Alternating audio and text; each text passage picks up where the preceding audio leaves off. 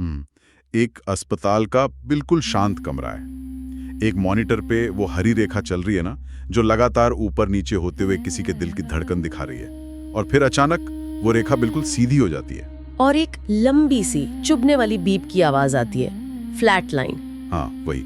आमतौर पर ना जब कोई उस सीधी रेखा को देखता है तो यही लगता है कि बस सब खत्म हो गया, कहानी समाप्त। बिल्कुल।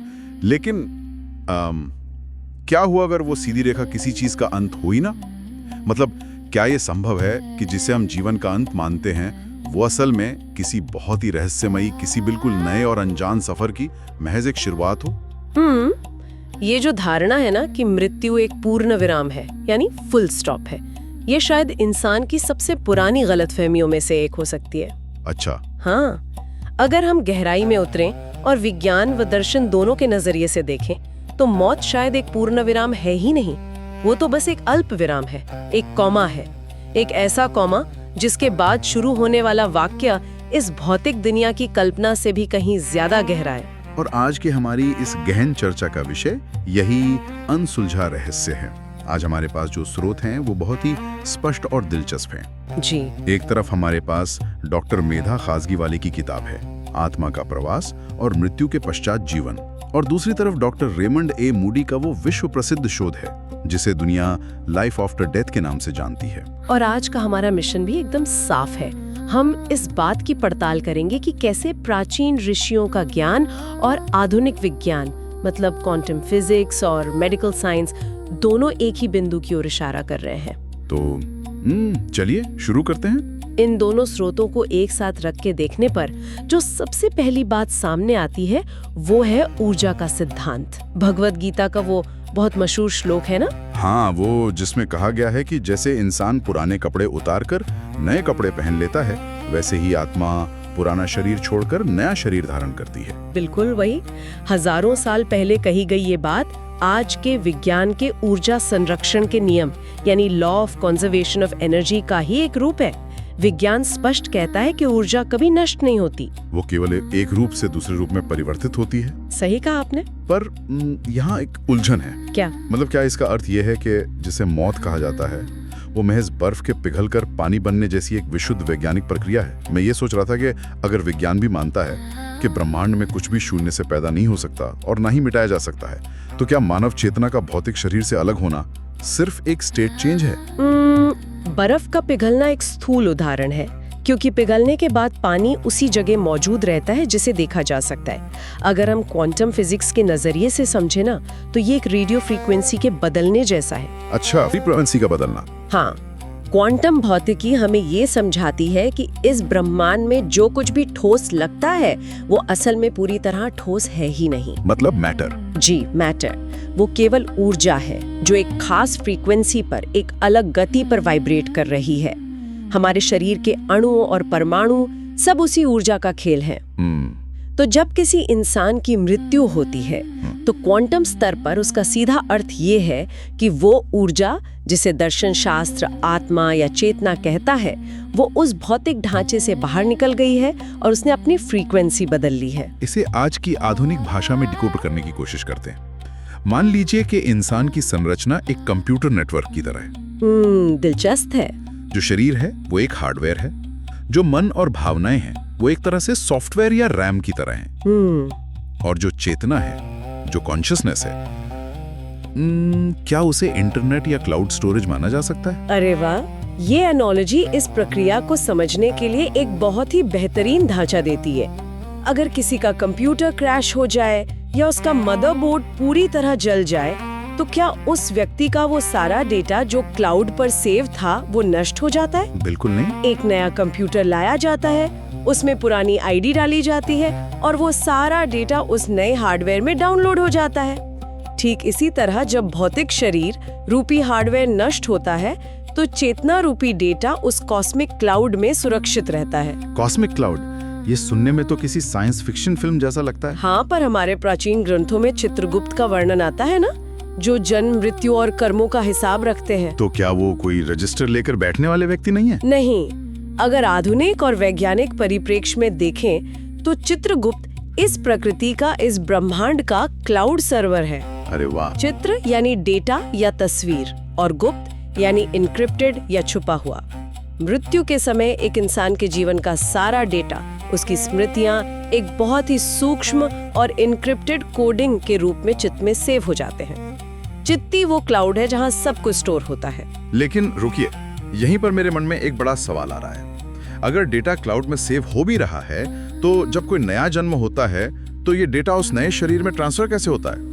क्या शरीर के अंदर कोई बायोलॉजिकल पेन ड्राइव जैसी चीज होती है? इस प्रक्रिया को समझने के लिए मॉडर्न साइंस के एक बेहद जटिल क्षेत्र को देखना होगा। मेरा मतलब है एपिजेनेटिक्स और डीएनए की कार्यप्रणाली। अभी तक मुख्य धारा का विज्ञान यही मानता था कि डीएनए सिर्फ माता पिता से मिलने वाले शारीरिक गुणों को तय करता है, लेकिन एपिजेनेटिक्स ये साबित कर रहा है कि इंसान के गहरे अनुभव, उसके जीवन के बड़े सदमे और स्मृतियां डीएनए के स्तर पर बदलाव कर सकती हैं। एक मिनट, मुझे यह थोड़ा टोकना पड़ेगा। एपिजेनेटिक्स तो मुख्य रूप से ये बताता है कि पर्यावरण या किसी गहरे सदमे के कारण जीन के काम करने का तरीका कैसे बदलता है। क्या सच में विज्ञान यह दावा कर रहा है कि पूर्वजों की सटीक यादें, जैसे किसी जगह का नाम, सीधे डीएनए में कोड हो सकती हैं? ये तो बहुत बड़ी और अविश्वसनीय बात लग रही है। आपका ये संदेह बिल्कुल जायज है, मैं समझाती हूँ। एपिजेनेटिक्स डीएनए के मूल क्रम को नहीं बदलता। ये डीएनए मिथाइलेशन जैसी प्रक्रियाओं के जरिए जीन के ऊपर रासायनिक टैग लगाता है। ये तय करता है कि कौन सा जीन ऑन होगा और कौन सा ऑफ। अच्छा। विज्ञान अभी उस दहलीज पर है जहां वो मान रहा है कि गहरे ट्रॉमा और प्रवृत्तियां इस तरह पीढ़ियों तक जा सकती हैं। डॉक्टर मेधा खांसकीवाले की किताब जिस सिद्धांत की ओर इशारा करती है वो ये है कि जिन्हें हम पूर्व जन्म के संस्कार कहते हैं, वो चेतना के साथ इन्हीं जेनेटिक संरचनाओं में अपनी छाप छोड़ते हैं। मतलब एक बायोलॉजिकल हार्ड ड्राइव की तरह? जी बिल्कुल, जो कॉस्मिक सर्वर से आने वाले डेटा के लिए एक रिसीवर का काम करता है। इसका सीधा मतलब है कि इंसान सिर्फ अपना नहीं, बल्कि अपने पिछले संस्करणों का डेटा भी साथ लेकर चल रहा है। हाँ। और अगर किसी को ये सब सिर्फ एक सैद्धांतिक या किताबी बात लग रही हो ना, तो स्रोत सामग्री में एक बहुत ही अद्भुत जीती जागती केस स्टडी है। ये घटना मध्य प्रदेश के कटनी की है। हाँ, स्वर्णलता मिश्रा का वो मामला। ये कोई मनगढ़ंत कहानी नहीं, बल्कि एक डॉक्यूमेंटेड केस है। बिल्कुल। कहानी कुछ यूं है कि मिश्रा परिवार अपनी गाड़ी से कटनी से कहीं जा रहा था। गाड़ी में उनकी 3 साल की बच्ची स्वर्णलता भी थी। अचानक एक अनजान जगह पर वो छोटी बच्ची ड्राइवर को रोकती है, सड़क किनारे एक घर की तरफ इशारा करती है और पूरे आत्मविश्वास से कहती है कि रुकिए, ये मेरा घर है, यहाँ आपको चाय मिलेगी। एक 3 साल की बच्ची जो उस शहर में पहले कभी नहीं आई। हाँ वही, और वो एक अजनबी घर को अपना बता रही थी। और चौंकाने वाली बात ये थी कि उस बच्चे को न सिर्फ उस घर की पहचान थी, बल्कि उसे अपना पिछला नाम भी याद था, पिया पाठक। जब इस दावे की तहकीकात की गई और पाठक परिवार को बुलाया गया, तो उस छोटी बच्ची ने अपने पिछले जन्म के पति को, जो अब काफी बुजुर्ग हो चुके थे, भीड़ में से तुरंत पहचान लिया। उसने अपने पुराने भाइयों को भी पहचान लिया।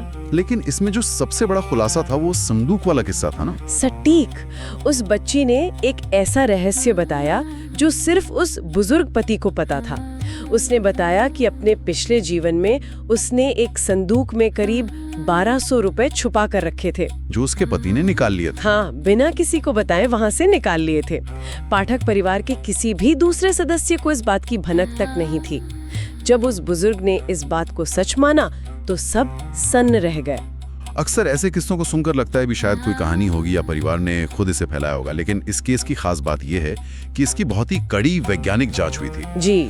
वर्जीनिया यूनिवर्सिटी के डॉक्टर इयॉन स्टीवनसन, जो पुनर्जन्म के मामलों के शोध के लिए जाने जाते हैं, उन्होंने खुद इस मामले की पड़ताल की थी। हाँ, उनका शोध करने का तरीका बहुत ही फोरेंसिक था। वे सिर्फ लोगों की बातें सुनकर निष्कर्ष नहीं निकालते थे, उन्होंने गवाहों के बयान अलग अलग लिए ताकि कोई एक दूसरे की कहानी से प्रभावित न हो। उन्होंने लीडिंग क्वेश्चंस पूछने से भी खुद को बचाया। इतनी कड़ी क्रॉस वेरिफिकेशन के बाद ही उन्होंने इस मामले को प्रामाणिक माना। मतलब जिसे हम अब तक सिर्फ एक आस्था या प्राचीन मान्यता मानते थे, उसे वैज्ञानिक कार्यप्रणाली से गुजारकर परखा गया। जब ऐसी घटनाएं विज्ञान की कसौटी पर खरी उतरने लगती हैं ना, तो भौतिक वास्तविकता को देखने का नजरिया ही बदल जाता है। स्रोत सामग्री यहाँ आदि शंकराचार्य के अद्वैत दर्शन की ओर मुड़ती है। शंकराचार्य माया की बात करते हैं। आम बोलचाल में तो माया का मतलब जादू या पैसे से जोड़ दिया जाता है। दर्शन शास्त्र में इसका अर्थ बहुत गहरा है। इसका अर्थ है इल्यूजन या दृष्टि दोष। शंकराचार्य ने वास्तविकता को 2 स्तरों पर बांटा है। एक है व्यावहारिक सत्ता, जो हमें अपनी इंद्रियों से महसूस होती है, और दूसरी है पारमार्थिक सत्ता, जो अंतिम सच है। क्वांटम भौतिकी भी तो कुछ ऐसे ही कहती है। हाँ, कि जो ठोस मेज या कुर्सी हमें दिखती है वो व्यावहारिक सच्चाई है, लेकिन गहराई में वो केवल ऊर्जा का प्रवाह है। माया को समझाने के लिए शंकराचार्य ने एक बहुत ही सटीक एनालॉजी दी है, वो सांप और रस्सी वाली। मान लीजिए कि कोई व्यक्ति रात के घने अंधेरे में एक रास्ते से गुजर रहा है। अचानक उसे जमीन पर कुछ लंबा सा पड़ा हुआ दिखता है। वो डर के मारे कांपने लगता है। वो पूरी तरह से मान लेता है कि वो एक खतरनाक सांप है, लेकिन जब वो टॉर्च चलाता है या करीब जाता है तो पता चलता है कि वो तो बस जूट की एक पुरानी रस्सी है। इस एनालॉजी की गहराई को समझना बहुत जरूरी है। जब वो व्यक्ति डरा हुआ था तो उसके लिए वो सांप व्यवहारिक रूप से सच था। उसका डर असली था, उसका पसीना असली था। बिल्कुल, लेकिन पारमार्थिक रूप से वहाँ कभी कोई सांप था ही नहीं। अद्वैत दर्शन कहता है कि मृत्यु का जो डर है वो बिल्कुल उसी अंधेरे रास्ते के डर जैसा है। हम शरीर को ही अपना अंतिम सच मान बैठते हैं, रस्सी को सांप समझ लेते हैं। हाँ, और इसीलिए उसके खत्म होने के विचार से ही कांप उठते हैं। लेकिन चेतना के स्तर पर वो अंत कभी होता ही नहीं। इसी बात को एक और उदाहरण से पुख्ता किया गया है, सोने और गहनों का उदाहरण। अगर एक सुनार के पास सोने की चूड़ियां, अंगूठी और हार हैं, तो सबके नाम अलग हैं, सबके आकार अलग हैं, लेकिन उनका मूल तत्व केवल सोना है। एकदम सही। कल को अगर उस हार को पिघलाकर एक कंगन बना दिया जाए तो हार का रूप नष्ट हो गया, लेकिन क्या सोना नष्ट हुआ? नहीं। चेतना और जन्म का भी यही नियम है। रूप और नाम बदलते रहते हैं जी, लेकिन जो मूल चेतना है वो अपरिवर्तित रहती है। जी। तो अगर हम ये मान लें कि चेतना अपरिवर्तित रहती है और डेटा ट्रांसफर होता है, तो उस सटीक क्षण में क्या होता है जब ये ट्रांसफर शुरू होता है? मृत्यु के बिल्कुल मुहाने तक जाकर जो लोग वापस लौट आते हैं, उनके अनुभव इस गुत्थी को कैसे सुलझाते हैं? यहीं पर डॉक्टर रेमन मूडी का नियर डेथ एक्सपीरियंस या NDE का शोध सामने आता है। उन्होंने उन सैकड़ों लोगों का अध्ययन किया जिन्हें डॉक्टरों ने क्लिनिकली डेड घोषित कर दिया था, लेकिन वो दोबारा जीवित हो गए। NDE का डेटा मेडिकल जगत के लिए बहुत ही हैरान करने वाला था ना? हाँ, क्योंकि इन अनुभवों में एक अजीब सी सार्वभौमिकता थी। चाहे व्यक्ति किसी भी धर्म का हो, उनके अनुभव एक पैटर्न को फॉलो कर रहे थे।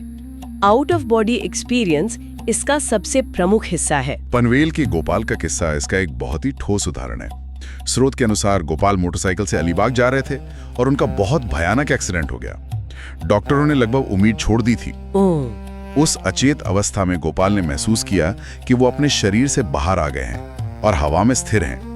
उन्हें एक नीले सफेद रंग का बहुत ही दिव्य प्रकाश दिखा, और सबसे अचरज की बात यह थी कि उन्हें उस प्रकाश से मराठी में एक अदृश्य संदेश मिला, कामावर लाग। कामावर लागा का मतलब है वापस काम पर लगो, तुम्हारा समय अभी नहीं आया है।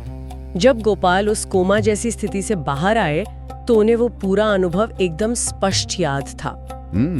और ऐसे अनुभवों के बाद लोगों के मन से मौत का डर पूरी तरह निकल जाता है। एक और केस स्टडी है गुरप्रीत कौर की, और ये मामला तो सीधे ऑपरेशन थिएटर का है। गुरप्रीत कौर की थायराइड की सर्जरी चल रही थी। सर्जरी के दौरान कोई नस कट गई और बहुत ज्यादा खून बहने लगा। स्थिति इतनी बिगड़ गई कि उनका दिल लगभग रुकने वाला था।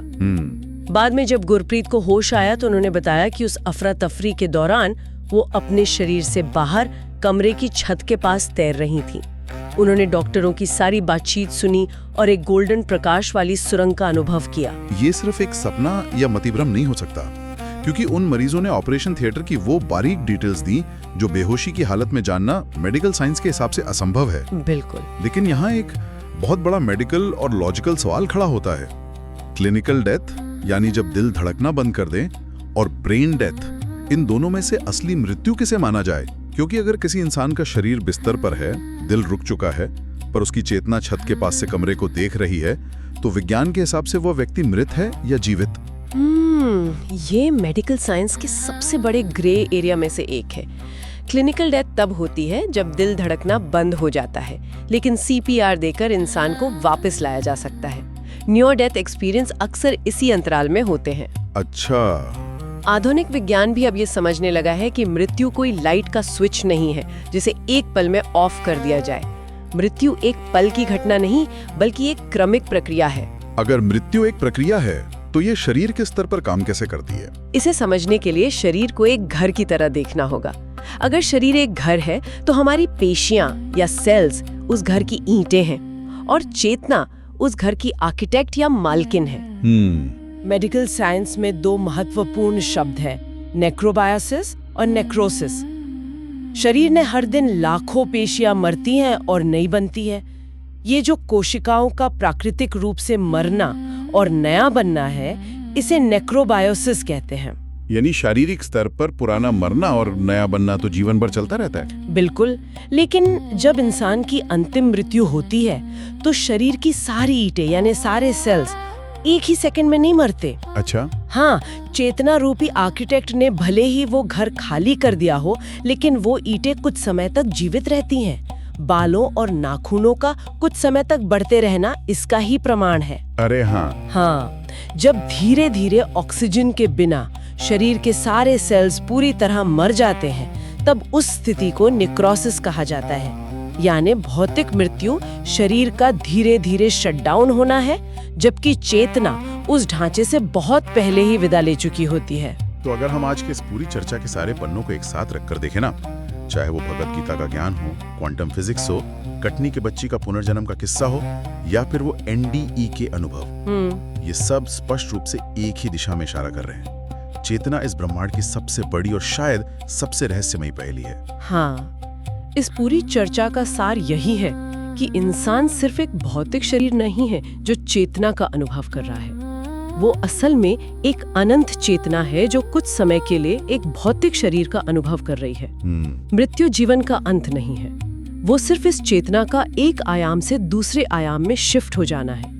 कुछ प्राचीन दर्शन इसी अवस्था को शून्य की अवस्था भी कहते हैं, जहां भौतिक सीमाएं खत्म हो जाती हैं और असीमित संभावनाएं शुरू होती हैं। ये नजरिया अपने आप में बहुत ही गहरा और मुक्ति देने वाला है। तो जहां से इस यात्रा की शुरुआत हुई थी, उस मॉनिटर की सीधी रेखा से, अब वो सीधी रेखा किसी अंत की भयानक घोषणा नहीं लगती। बिल्कुल नहीं, बल्कि वो ये बताती है कि डेटा सफलतापूर्वक उस कॉस्मिक क्लाउड में ट्रांसफर होना शुरू हो गया है। एकदम सही बात है। और इसी विचार के साथ आज की इस रोमांचक और रहस्यमयी बौद्धिक यात्रा को हम यही विराम देते हैं। लेकिन जाते जाते एक विचार है जो श्रोताओं के मन में जरूर गूंजना चाहिए। एक ऐसा सवाल जो जीवन को देखने का नजरिया ही बदल सकता है।